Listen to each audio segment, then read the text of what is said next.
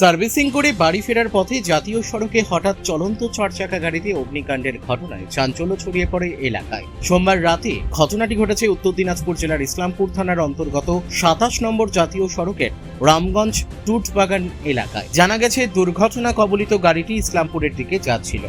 গাড়ির চালক জানান, তিনি গাড়িটি শিলিগুড়ির এক শোরুম থেকে সার্ভিসিং এর কাজ করিয়ে বাড়ির ফেরার পথে হঠাৎই গাড়ির কেবিনের ভেতর থেকে ধোঁয়া বের হতে শুরু করে। বিপদ বুঝে চালক তৎক্ষণাৎ গাড়ি থেকে বাইরে বেরিয়ে আসেন। দেখতে দেখতে গাড়িটি দাউ দাউ করে জ্বলে ওঠে।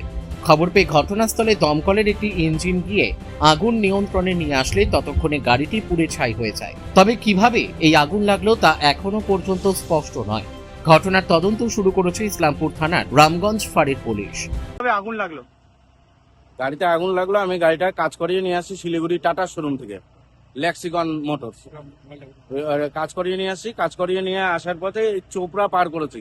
চোপড়া পার করে হঠাৎ গাড়ির ভেতরে এত ধোঁয়া, আমি কোন রকম গেটটা খুলে আমি নিজের প্রাণটা বাঁচাইছি। আচ্ছা গাড়ি দেখতে দেখতে গাড়িটা আগুনে শেষ, পুড়ে গেল। আচ্ছা, আপনার কি মনে হচ্ছে গাড়িতে কেন আগুন লাগলো?